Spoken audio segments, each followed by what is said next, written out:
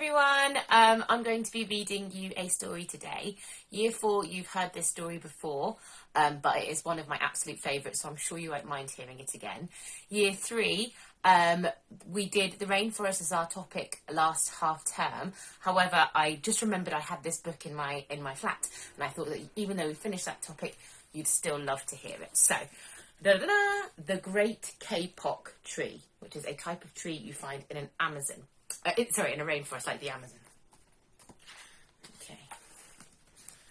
2 men walked into the rainforest.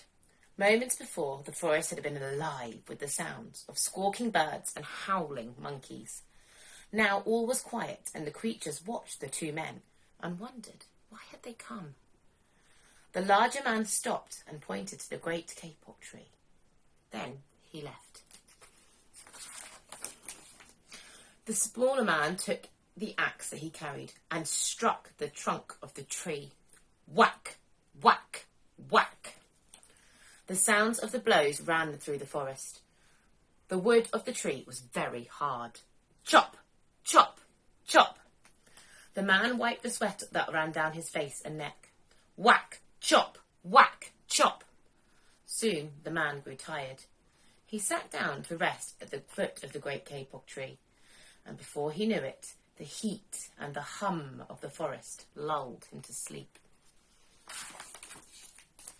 A boa constrictor lived in the kapok tree. He slithered down its trunk to where the man was sleeping. He looked at the gash that the axe had made in the tree. Then the huge snake slid very close to the man and hissed in his ear.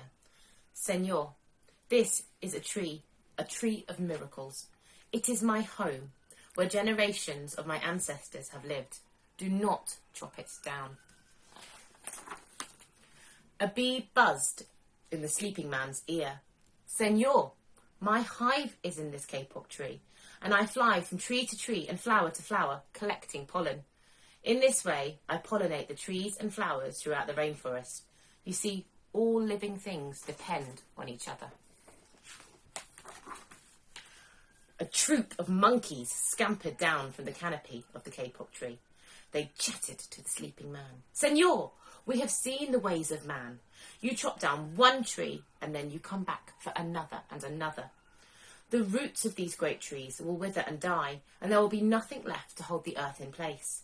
When the heavy rain comes, the soil will be washed and the forest will become a desert.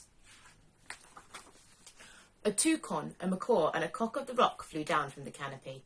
Senor, squawked the toucan, you must not cut down this tree.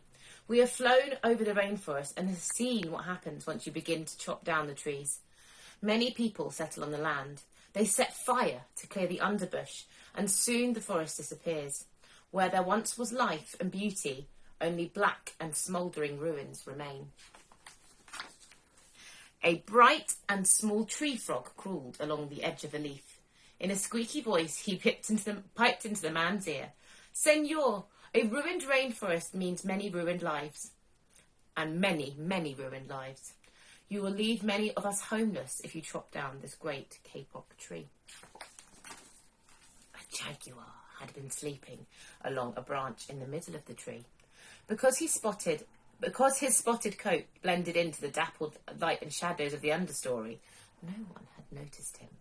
Now he leapt down and padded silently over to the sleeping man. He growled into his ear. Senor, the kapok tree is home to many birds and animals. If you cut it down, where will I find my dinner?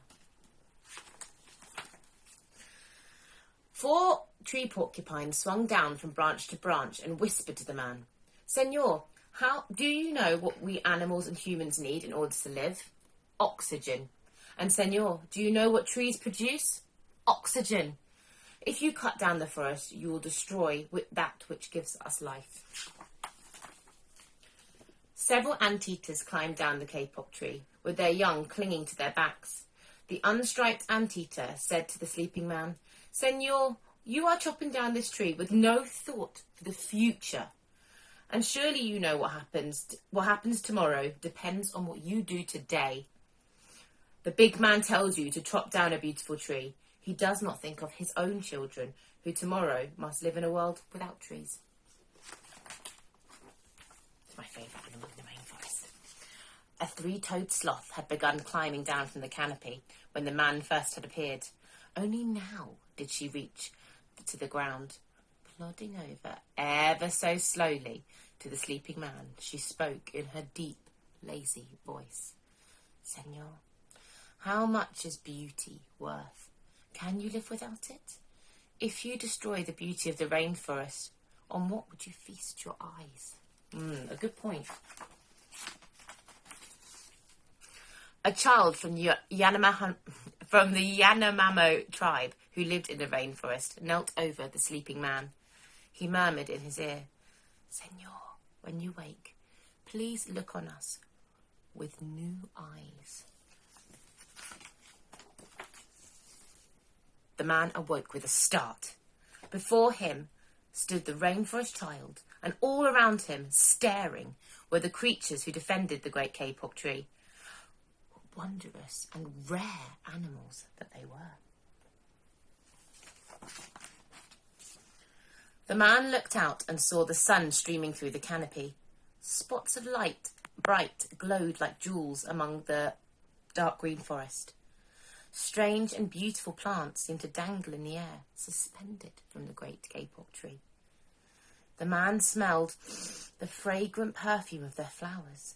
He felt the steamy mist rising from the forest floor, but he had heard no sound, for the creatures were strangely silent. The man stood and picked up his axe. He swung his arm back as though to strike the tree. Suddenly he stopped. He turned and looked at the animals and at the child. He hesitated. Then he dropped the axe and he walked out of the rainforest.